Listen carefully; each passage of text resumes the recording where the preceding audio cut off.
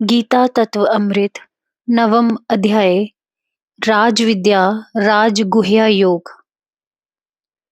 अष्टम अध्याय में यत्न साध्य धारणा योग द्वारा उत्तरायण में देह त्याग करने पर मोक्ष प्राप्ति होनी बताई गई है।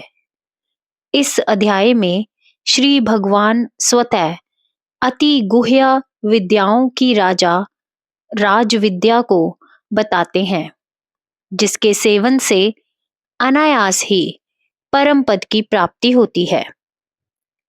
श्री भगवान उवाच।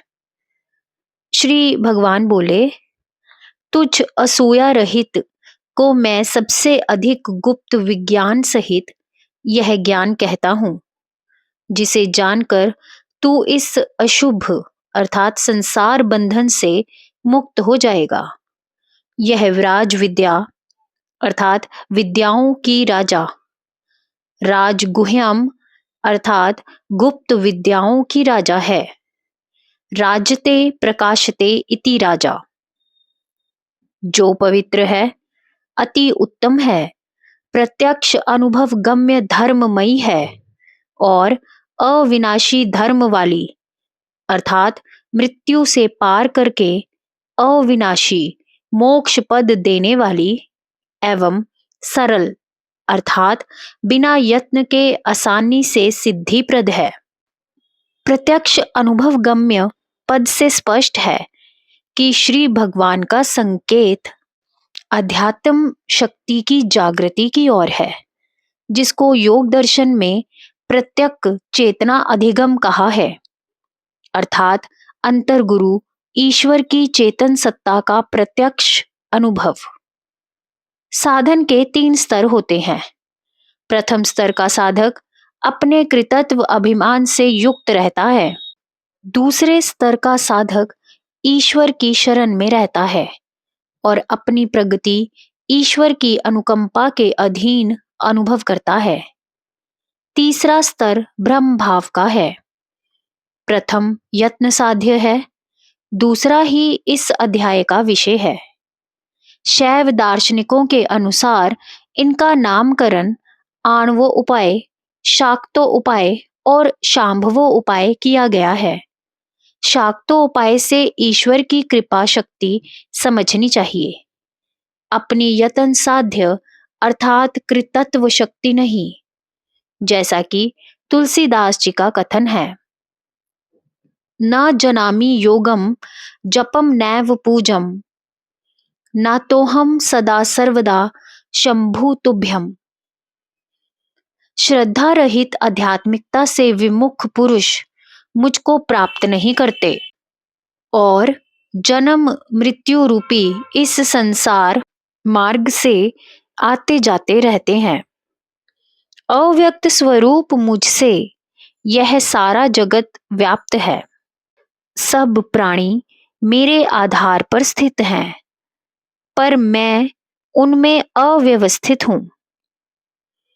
यहाँ आधार आधेय भाव की स्थिति कही गई है, अर्थात परमात्मा सर्वत्र व्याप्त होते हुए भी निर्लिप्त असंग है और सब प्राणी मुझ में स्थित नहीं है। मेरा यह योग ऐश्वर्य देख अर्थात अनुभव कर कि मैं सबका पालन करता हूं, परंतु उनसे असंग हूं, क्योंकि मेरा आत्मभाव सबकी रक्षा करता है। श्लोक 5 और 4 में विरोधी शब्द का प्रयोग है। चौथे श्लोक में मत स्थानी सर्वभूतानी कहकर 5वें में कहते हैं ना च मत स्थानी भूतानी। इसका अभिप्राय है कि सब प्राणी मुझ में स्थित होते हुए भी स्थित नहीं हैं, अर्थात वे मेरे आधार पर तो स्थित हैं, क्योंकि उनका जीवन मेरे आधार पर है, परंतु वे प्रकृति के आश्रित रहते हैं और मैं सबसे निर्लिप्त असंग हूं। जैसे वायु बड़े वेग से सब ओर चलता है और आकाश में स्थित है, परंतु आकाश वायु की गति से कंपित नहीं होता, वैसे ही सब प्राणियों की स्थिति मुझ में समझ। इस ज्ञान का अनुभव तभी संभव है जब ईश्वर की अनुभूति अपने अंतर में हो।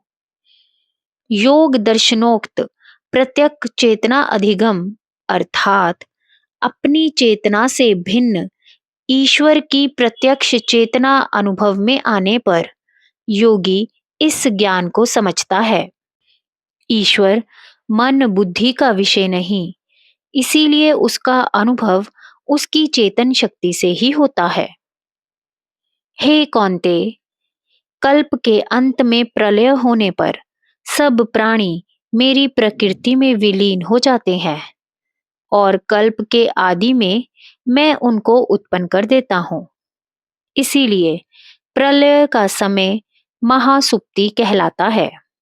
अपनी प्रकृति द्वारा जो मेरी अपनी इच्छा के अधीन है, मैं समस्त भूतों के समुदाय की जो प्रकृति के वश में होने के कारण स्वतंत्र नहीं है, बार बार सृष्टि करता हूँ।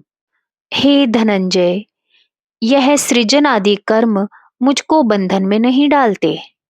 मैं इन कर्मों में उदासीन की तरह अनासक्त भाव से बैठा रहता हूँ और प्रकृति मेरी अध्यक्षता में सब स्थावर जंगम जगत का प्रसव करती है। इसीलिए हे कौन्ते, इस जगत का सब अवस्थाओं में परिवर्तन होता रहता है। यहाँ तक राजविद्या का संकेत है।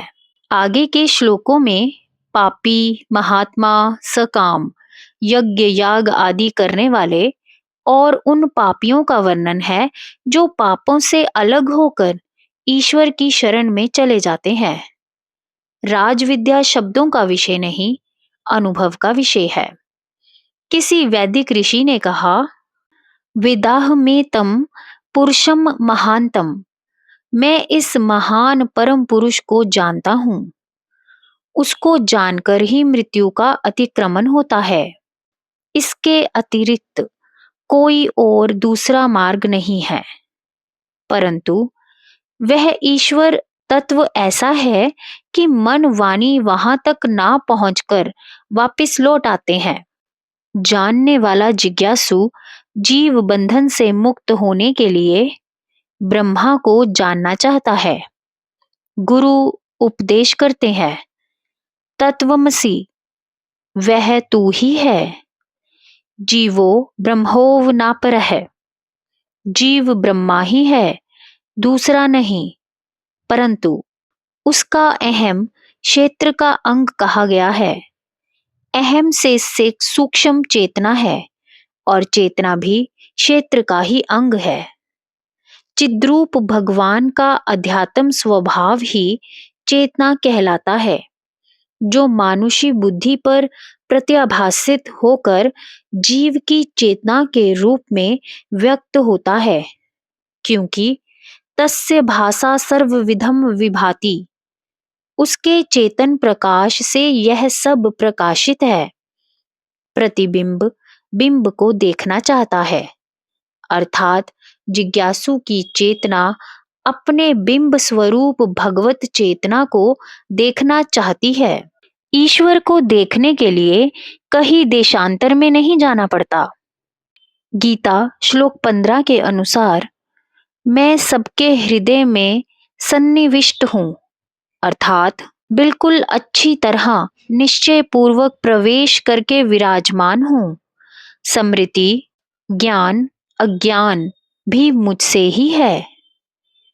श्री गुरु नानक देव जी द्वारा कहा रे बन खोजन जाए, काहे रे बन खोजन जाए, अंतर्यामी सदा अलेपा, तो ही माही समाए।